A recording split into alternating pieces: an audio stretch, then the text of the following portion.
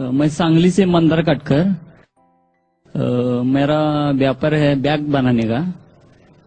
जब मराठी बोलते जो चलता है तो बोलिए बोलिए, हाँ। मराठी में बोलिए। हाँ, पैगंबर ज्यावेळी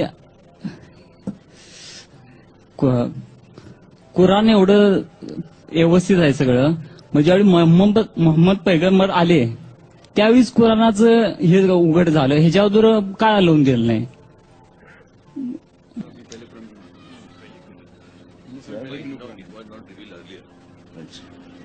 मैं मराठी समझता हूँ अल्हम्दुलिल्लाह, लेकिन मैं रीचेक किया हूँ कि सही समझ रहा हूँ कि नहीं। मैं अंग्रेजी में महारत रखता हूँ, उर्दू थोड़ी बहुत जानता हूँ, मराठी समझता हूँ, क्योंकि जब मैं मेडिकल डॉक्टरी करता था तो मराठी में पेशेंट आते थे जो जितने लफ्ज मराठी के मला काय त्रास ताप येते क्या, ये तो अच्छी तरह से जानता हूँ। बाकी चीज जरा, भाई साहब का सवाल था कि कुरान मजीद नाजिल हुआ जब मोहम्मद सल्लल्लाहु अलैहि वसल्लम आए, उसके पहले क्यों नहीं आया? बहुत अच्छा सवाल, बहुत अहम सवाल।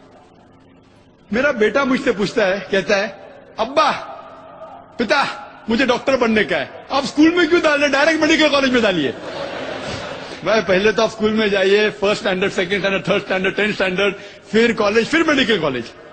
इसी तरीके से अल्लाह सुब्हानहू व तआला खुदा जानता है कि इंसान कब समझ सकेगा, तो सबसे पहले उनने वो वही नाजिल की जो इंसान समझ सकता है।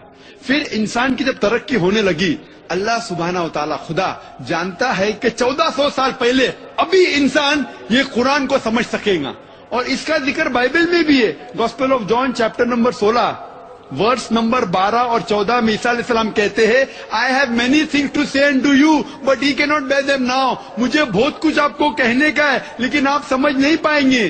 For he when the spirit of truth shall come he shall guide you to all truth. जब वो आएगा रूह हक, वो आपको सच्चाई दिखाएगा।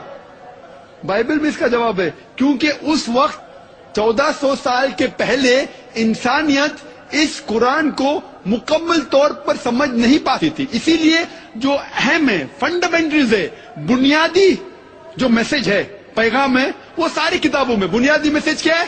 खुदा एक है, बुत परस्ती मत करो। उसके पहले शराब हराम कहाँ था कहाँ नहीं था वो इतना अहम नहीं है। अहम है अल्लाह नाबुदा इल्लल्लाह, सिर्फ अल्लाह की इबादत करो, खुदा की इबादत करो। उसके बाद एक पैगंबर आने वाला है। बाकी किताबों में, वेद के अंदर, उपनिषद में, बाइबल में, old testament, new testament, Buddhist scripture, सारे किताबों में जो अहम मज़ाहिब के हैं उसमें लिखा हुआ है खुदा एक है, बुत परस्ती मत करो, मोहम्मद सल्लल्लाहु अलैहि वसल्लम आने वाला है।